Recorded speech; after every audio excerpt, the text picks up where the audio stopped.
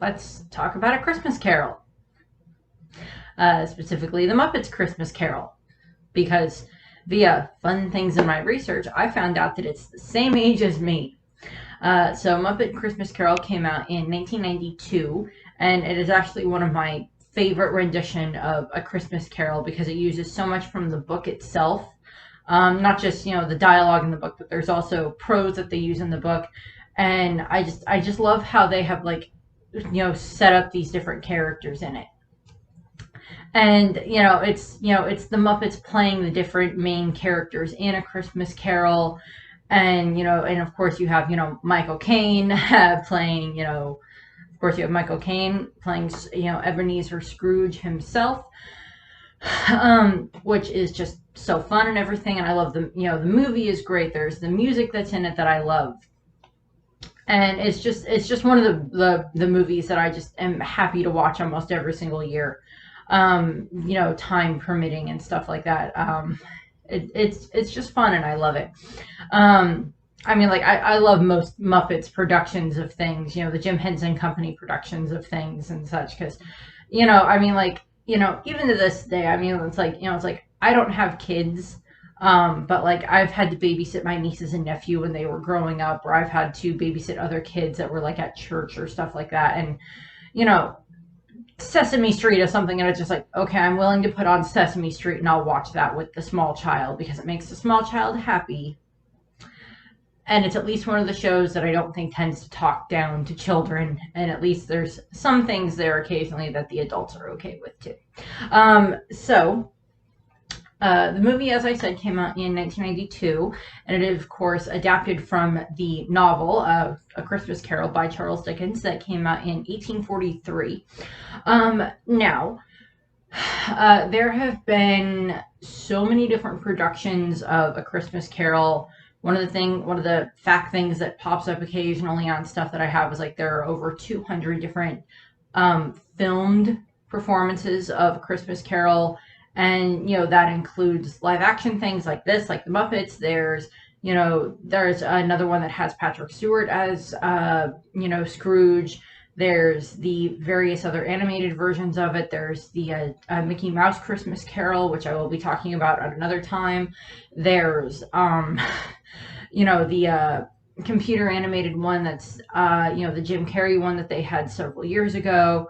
Which is beautifully animated in my opinion. There's so many other variations of it. There's a older version that's it's either from the 40s or 50s that my dad really likes to watch, that is just a very old version of it. Let's see, there's just so many different variations of A Christmas Carol in regards to that. And then of course there's so many different television parodies of it. There's at least 2 Doctor Who things that of course reference it, because there's the Unquiet Dead episode with Christopher Eccleston's Doctor in the first season when they're first back and everything, where it's they actually meet Charles Dickens and have an adventure with him with ghosts on Christmas Eve. And then, of course, there's the episode of Doctor Who that is the Doctor Who, the Christmas Carol, which of course has Brian Gambon as Kazran Sardick as the Scrooge character, and that's with Matt Smith as the Doctor, and him and Amy and Rory play the different ghosts and everything like that, and it's just so fun. And I had to explain to my coworker, it was well, it's really fun, and there's alien sharks that swim in the sky, and there's fish that swim, and the shark has it listens to a woman that sings, and it will pull around the sleigh, and my coworker is what? Now, in my coworker's defense, he does know what Doctor Who is, but I don't think he's seen that one.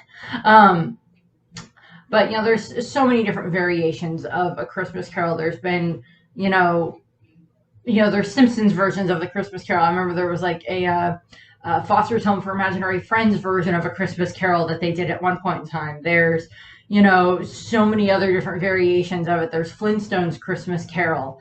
There's a Barbie Christmas Carol, it's just so many different Christmas Carol things that are all adaptations of it.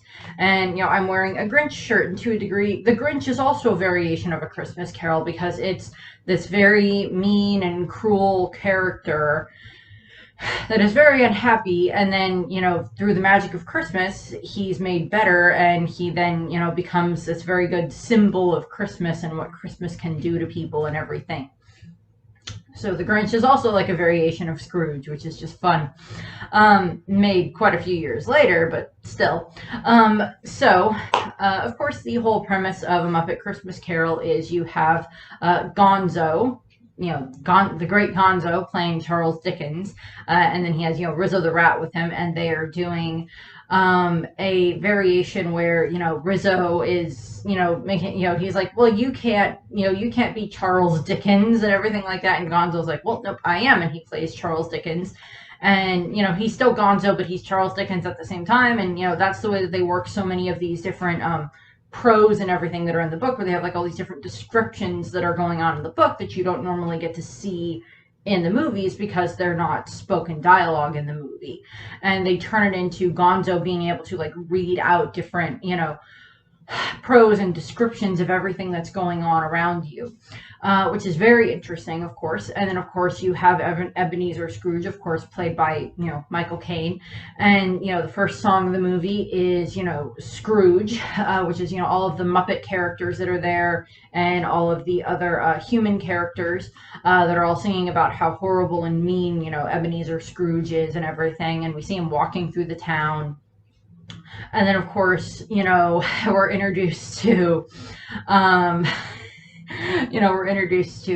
Cratchit, of course, who is played by Kermit the Frog, and he is, of course, the loyal, worker of, Ebenezer Scrooge, and he has, like all of these different rats that are like the other bookkeepers and everything, and, a fair amount of the time for the different dialogue for the characters, they do tend to stick pretty close to what's in the actual novel, I believe. I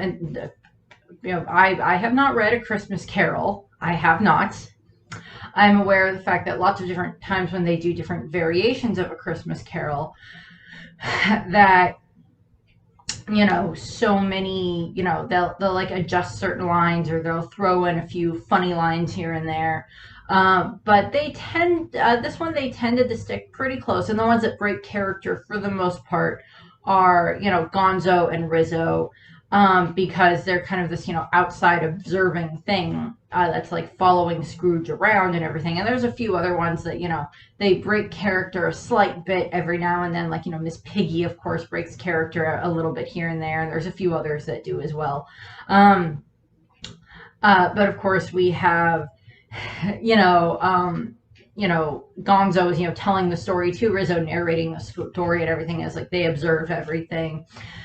And, we meet, his, Scrooge's nephew, Fred, of course. And of course, he's, they're trying to get him to come and, have Christmas dinner with, him and his wife, Clara. And of course, thing that they kind of gloss over in this movie, and that they kind of gloss over a bit in several of the different Christmas Carol movies, not all of them, but a couple of them, is the explanation as to that, one of the other reasons that Scrooge doesn't like Christmas is because, his nephew Fred was, born, I believe, very close to Christmas, and his sister, Fanny or Franny, Scrooge's sister, Fred's mother, she died on Christmas.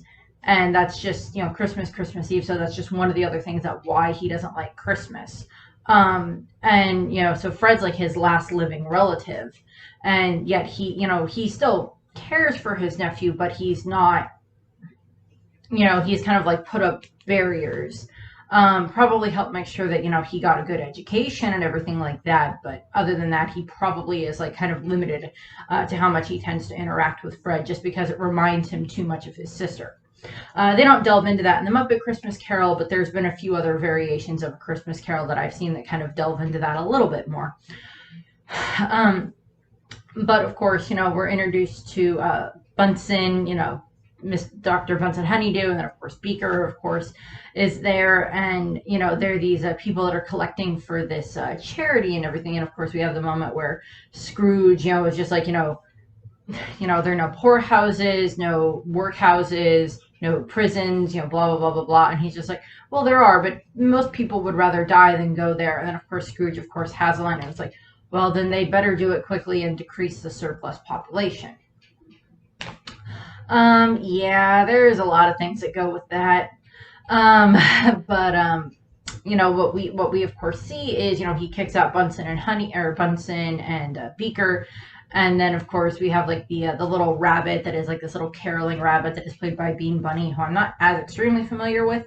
But he's there, and Scrooge gets very, very angry at him because he's just this little caroling rabbit that would like some he's a beggar rabbit and everything, and we see him constantly throughout the story, and different things, usually like very cold and huddled up, until the end.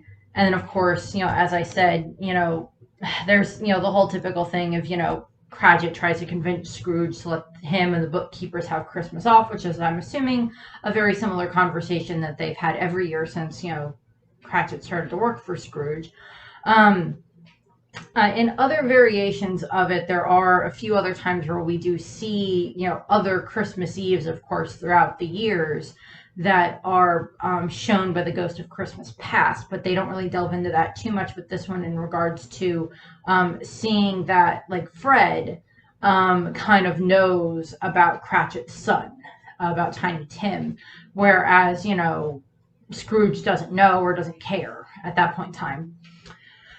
And, of course, what we end up having is, Kermit, of course, Bob Cratchit convinces Scrooge, just, let the bookkeepers have the day off because, there's no one to do business with and it would waste, different things like that. And, of course, Scrooge agrees reluctantly, but he agrees. And, he leaves. And then, we get the song, One More Sleep Till Christmas, which is sung by Kermit and the rats, the bookkeeper rats, as they're, cleaning up for the night and putting everything away. And, all that fun stuff. So we get, the joy of Christmas coming from, Kermit and everything. And then, of course, we go and see them go outside and see them interacting with everyone that's having fun, on Christmas Eve. And there's like the penguins that are having the Christmas Eve skating party, which is just funny. And there's so many different fun camera tricks that they do in the movie that were just like, I guess, things that had either been worked out already, to show different things of like seeing like the whole setup of like Kermit or Gonzo, as opposed to only seeing like them from the waist up all the time. So we see a few things where we see, Kermit, full body pictures of Kermit and everything. And we see all the characters, singing and dancing and everything. And then, of course, Bob Cratchit heads home. And then, of course, we cut back to Scrooge, who's at his, making his way into his house. And of course, he, has, the door knocker, of course, turns into one of the Marley brothers. And in this case, it's the Marley brothers, Jacob and Robert Marley, who, of course, are played by Statler and Waldorf, which is just funny in and of itself. And of course, the director, Brian Henson, has stated that during the scene where, like, Scrooge has to go about and, like, light all the lamps in the house and everything because, during that time frame, there's no Muppets around. Like Gonzo and Rizzo are outside, but they're not inside the building itself, and we kind of cut away from them for a little bit.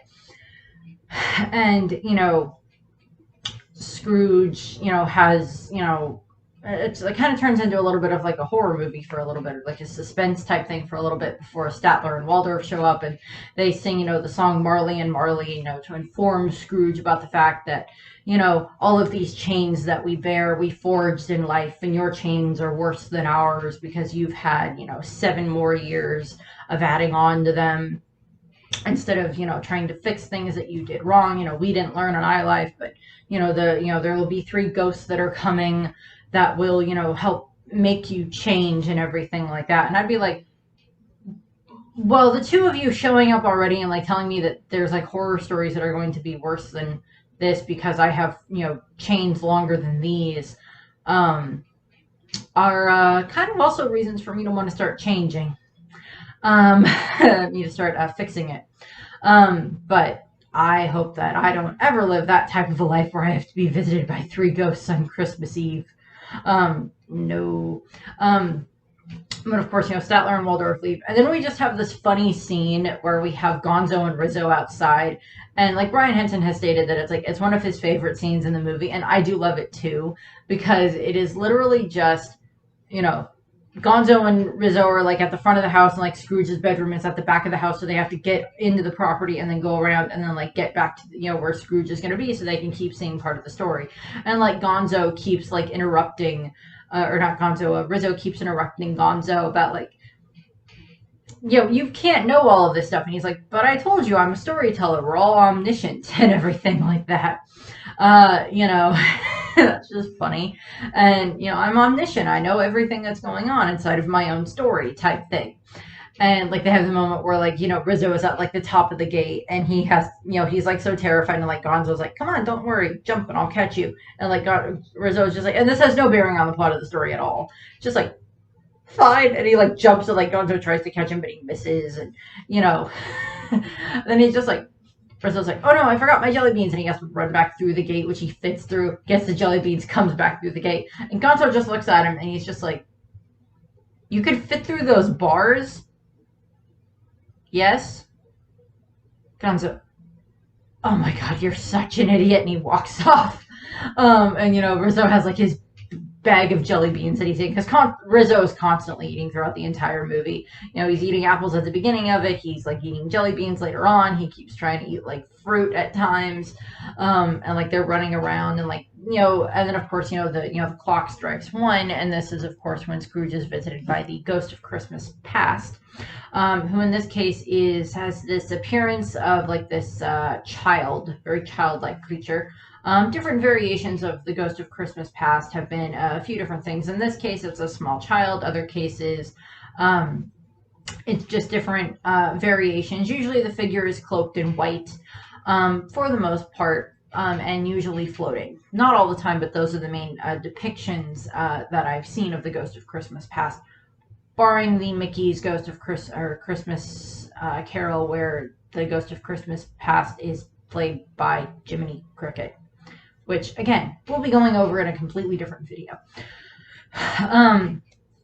The Ghost of Christmas Past showed up, and in regards to like technical design on this thing, because it looks like it's floating all the time and everything, they had originally made this puppet and like tried to put it in like oil, but like it wasn't a good, it didn't film right and everything, so they just used water instead. So the Ghost of Christmas Past is not actually in the room with Scrooge when they're filming. They have like someone else in there that's like delivering the lines and giving him something to react to.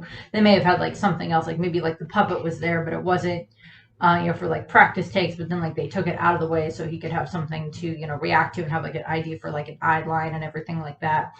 And, then they, overlay the thing later. And then, of course, we have it that, the Ghost of Christmas Past takes him back to his childhood. And we, of course, have Gonzo and Rizzo.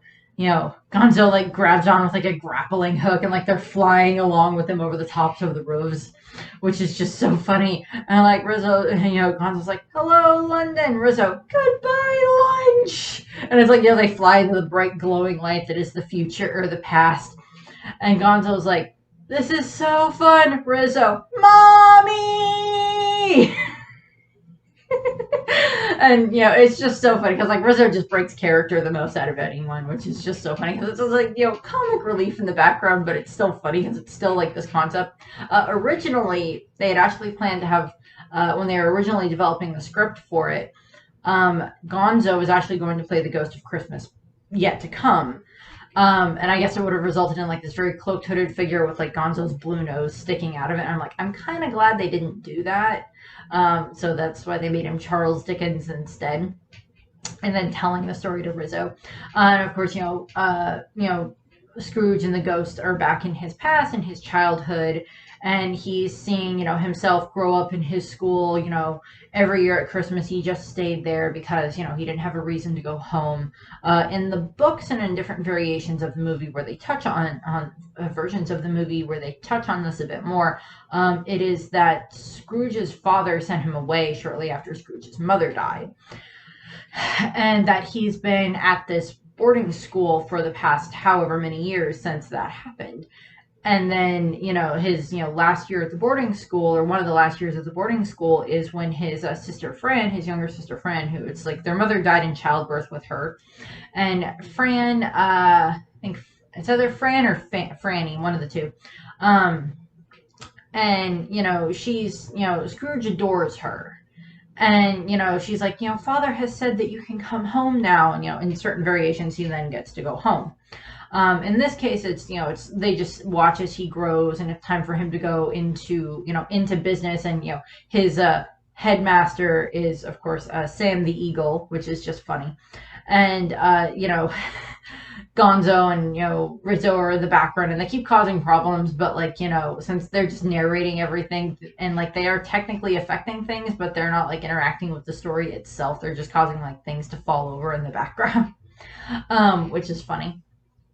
And Scrooge is watching this, and the headmaster is sending him off because he's graduating and he's heading off to go and you know start working at the Fozzie Wig factory.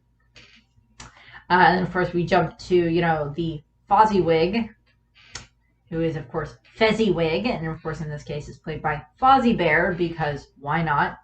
And I love the and I love the fact that it's like Scrooge with all seriousness says, "I remember this place. This was Fozzie Wig's old rubber chicken factory."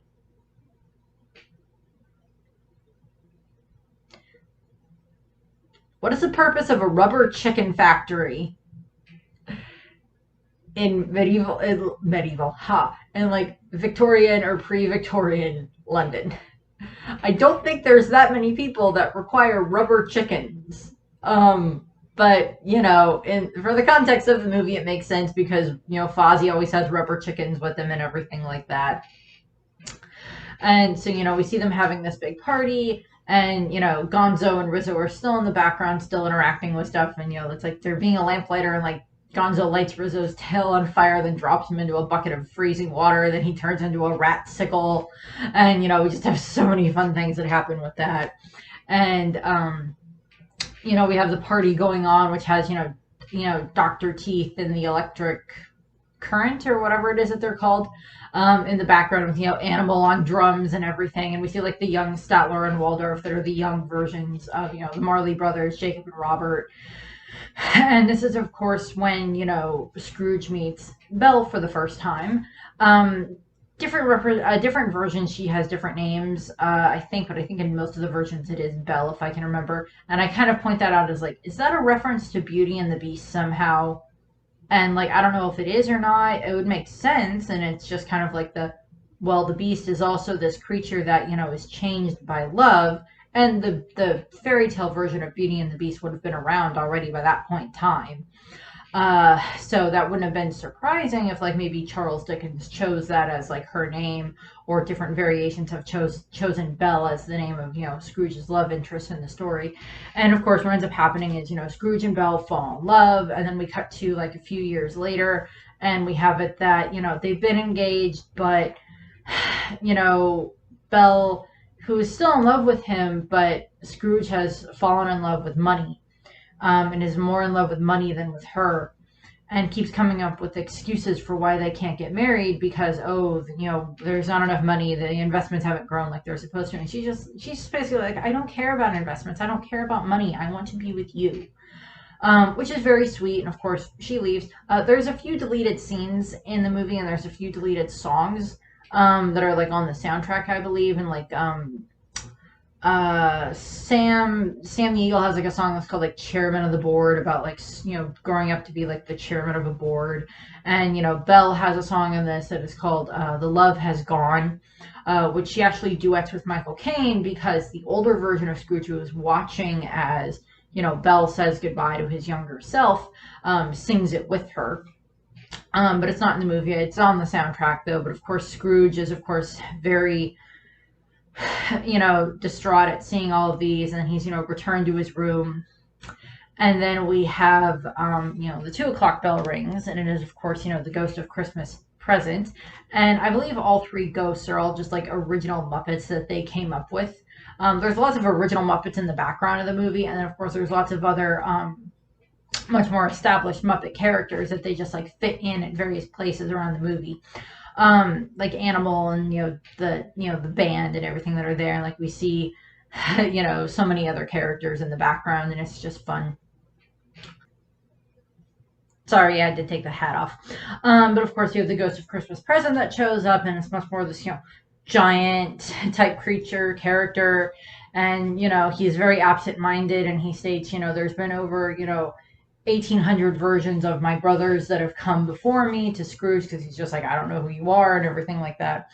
And he takes Scrooge out into, Christmas Day to show him the wonder of Christmas Day. And it's like, the song is, it feels like Christmas, and it's sung by the ghost of Christmas past, or sorry, the ghost of Christmas present.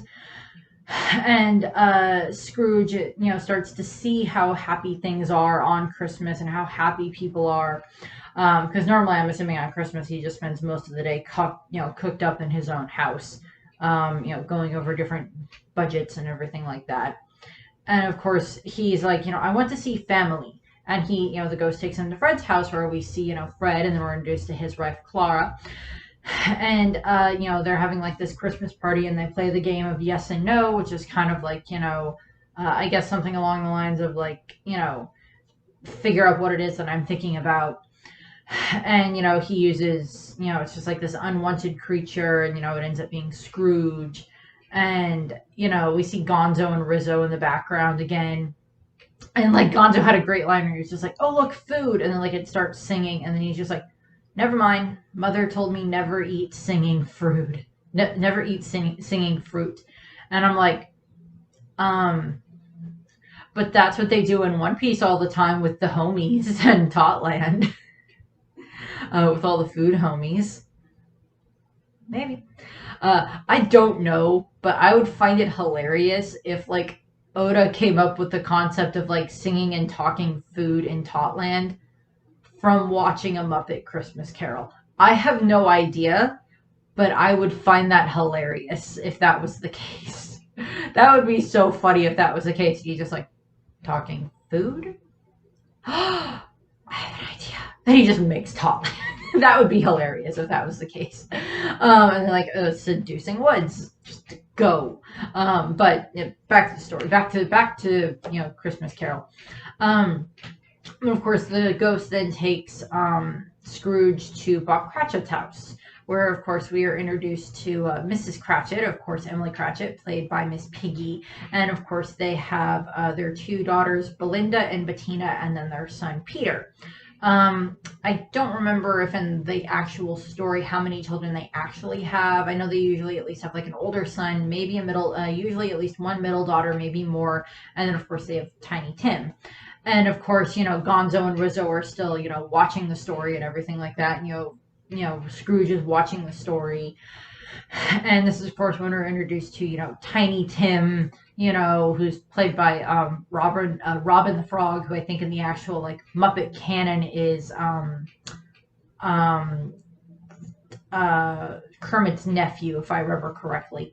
But apparently, in regards to a frog and a pig having children, if they have daughters, they will be pigs. If they have sons, they will be frogs. Via this logic. And of course, Piggy is still very much still Piggy.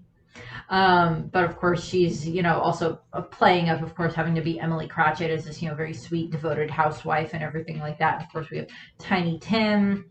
And this is, where Scrooge kind of gets much more familiar with the fact that, oh, I didn't realize that, Bob had, a child that, was sick and everything like that. And we have, the line that I have on the end of this video is the line that Kermit says about, or that, Bob Cratchit says about, Tiny Tim being so good in church, and that, he wanted to make sure that people saw him, in church, being reminded of, the fact that Christmas is about the man that would grow up and make blind men, lame beggars walk and blind men see.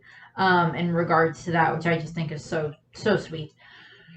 And of course, then of course we have the song Bless Us All, which is of course sang by Tiny Tim. And, Scrooge gets very concerned over the fact, of how sickly Tiny Tim seems to be. And, he asks the ghost, what will happen to Tiny Tim? And the ghost explains that, the ghost of Christmas Present explains that, well, that is not my realm, but I see if things do not remain unchanged, then I see an empty stool with a cane, with no owner, sitting in the corner. and of course that saddens him, saddens Scrooge. And then of course we cut to graveyard, and we see that the Christmas present ghost has actually like aged quite a bit. And he explains that he lives for 1 day a year, for Christmas Day, and then the next year it'll be a new Christmas present ghost that appears. And so we see him fade out and die. Some variations of A Christmas Carol have touched on that, others haven't. It just depends, I guess, on who's telling what, and whether or not that is like appropriate for the Christmas Carol story. And like even at one point, Rizzo was like, "Isn't this a little bit too scary for the kids?" And Gonzo's like, "No, it's okay. It's culture." And and that's of course when the Ghost of Christmas Yet to Come shows up, and Rizzo and Gonzo kind of like run away because they're scared. And of course Scrooge interacts with the ghost, and he takes Scrooge to hear all of these different people talking about like, oh, this like horrible man that died and that nobody's sad about it. And of course we see his chore woman and his cleaning lady and his undertaker and everything, all bringing in different items into this this fencer named Old Joe, who's sells things and gives you money and everything like that. And we get them all talking about the fact, oh, this guy died and everything like that, and like nobody's sad about it. He never had anything, never gave it to anyone, was lonely his whole life and everything like that. And Scrooge, which in regards to listening to that whole conversation, it's not really all that surprising about the fact that it would make anybody just go, okay, maybe not. And then of course Scrooge gets taken to Bob Cratchit's house, and he immediately thinks, oh, this will be a good thing. And then he finds out that Tiny Tim has died. Now, they don't state exactly like how much further this is in the future. Is this like, oh, this is just the next Christmas, or this is like several other Christmases down the line? I don't remember if they ever state that in the film or in the book necessarily. It's just like, this is just one future Christmas. Well, this will happen. And, Scrooge is, very much, overcome by the fact that Tiny Tim has died. And of course we have the moments where we see, Piggy and, the Cratchits and everything all being very sad. One of the things, and then of course the Ghost of Christmas Yet to Come takes Scrooge back to the graveyard, because he's like, I must know, he's like, yes, I understand the fate of that man that died is, very similar to what might happen to myself if I don't change. And of course the ghost takes him to the graveyard and points him toward, creepily points him toward, the grave that is, the man that died. And he, looks over the grave, and it is his own grave, of course, which is, very disturbing thing to go through. And, he's, overcome with the fact that he's done nothing in his life to help other people, and everything is only for himself, and blah, blah, blah, blah, blah. And of course he vows to change his ways. And, he agrees, and he, wakes up the next morning, and he's, it's Christmas Day, and he's so happy, and, he has like sends the bunny to go buy the turkey, and, he's going around buying gifts for everyone, and he's jumping all over the place, goes and visits his, nephew and niece and gives them presents. And then he finds like his old schoolmaster and like the old versions of like Fozzie Wig, and, gives them presents. And then he, makes his way to the Cratchit house, where he, of course, has this turkey that he's going to give them. And of course he like starts off as like trying to be mean to Cratchit, and Piggy is not taking that lying down, because of course she's Miss Piggy and she doesn't take anything lying down. And we just have this moment where it's just Scrooge reveals that he's just like, yes, I'm going to raise your salary, and I'm going to make you my full partner. And we get the whole thing, the finish up of the duration of everybody's gonna have Christmas together, and we get the song when the love we found, which is all about that. And he had like seen Bunsen and Honeydew earlier, and he like Bunsen and Beaker, excuse me, earlier, and like he gave them a nice big charitable donation, and it's stated that Scrooge became like a second father to Tiny Tim, and he didn't die, and everybody's happy and everything. Everybody has like this big feast together and everything, and it's so just like the fun way to end the movie and everything. And of course, Gonzo and Rizzo are talking at the end of the movie as everything is finishing up, and it's just like, well, if you like this, you should read the book. Which I'm like, someday I wouldn't mind reading A Christmas Carol. In regards to the cast, obviously, there is, of course, Michael Caine as Ebenezer Scrooge. There is, of course, Stephen McIntosh as Fred, his nephew. Meredith Brune as Belle, the love interest. Robin Weaver as Clara, Fred's wife, and we have Jessica Fox as the Ghost of Christmas Past for the voice. And then, of course, we have, Gonzo the Great is, of course, Dickens. We have Waldorf as Robert Marley and Statler as Jacob Marley. We have, Dr. Vincent Honeydew and Beaker as the two charitable donations. We, of course, have Kermit the Frog as Bob Cratchit. We have Rizzo the Rat as himself, helping, do the story. We have Bean Bunny as like, the little orphan, beggar orphan. We have Miss Piggy, of course, as Emily Cratchit. We have Fozzie Bear as Fozzie Wig. Sam the Eagle is, of course, the schoolmaster. There's a few other ones here and there that are part of it. There's, Animal is just like, Dr. Fozzie's party entertainer and everything. Like, there's Fozzie's party entertainer. We, of course, have Robin the Frog as Tiny Tim, which, as I said, I think Robin the Frog in canon, Muppet canon, is Kermit's nephew, if I remember correctly. The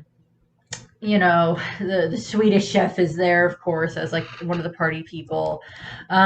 Production, as I stated, this was the first project since the death of Jim Henson in 1990.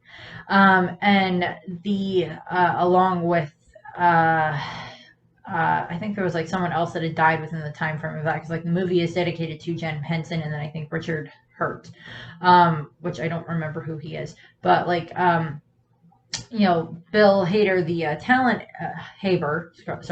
the talent agent, came to Henson's son Brian, and so it was like, well, why don't we do A Christmas Carol? And like it had been on this list of stuff that they had wanted to do at some point in time, and they they did do it. And of course they had Jerry Jewell did like the writing of it and everything, and like he used so much of the actual novel in it, like the prose from the novel, and that's where they had Gonzo as Dickens and everything, telling the story to Rizzo. And to add some humor into it and everything, and they basically act as like this Greek chorus that does like the asides and everything like that, which are just funny. Of course, all the different established Muppet characters throughout the course of the movie are, of course, there, popping up so many different places. And it's just this fun thing, and it was, of course, produced by the Walt Disney Pictures, because that was very shortly after Disney had acquired the Muppets, because I think like just around the time of like Jim Henson's death is when they had like acquired the Muppets, and like it, the deal had either just gone through or was just finishing up, unfortunately, when Jim Henson died. And of course, since then, Disney have done so many different things with the Muppets over the years and everything. Like this past year, they've done like Muppets Haunted Mansion and everything for Halloween. And there's like so many other different variations that they've done. And I just love the charm in the movie and the Muppets. And like Michael Caine had stated that like he hadn't realized that this was, Brian Henson's first, directorial thing. And he was very surprised by that because he did so well. And of course, Brian grew up around the Muppets pretty much his entire life. A couple of, like earlier this year, like at the end of last year, I had watched like a documentary about Jim Henson, and it was very interesting. And it's, how he came up with different parts of the Muppets and the different characters, and how like after he died, how they like had to find new people to voice so many of the characters and to do the Muppet acting and everything like that, because there's so many different scale levels of the Muppets that are just like, oh, there are the ones that are just like the one hand that's like you only see like the mouth moving, and then of course there's Kermit and the so many other different characters. There's the much larger characters that are, someone in an actual suit making them move. And then like they have someone else like providing the lines depending on stuff. And, it's just so fun watching it.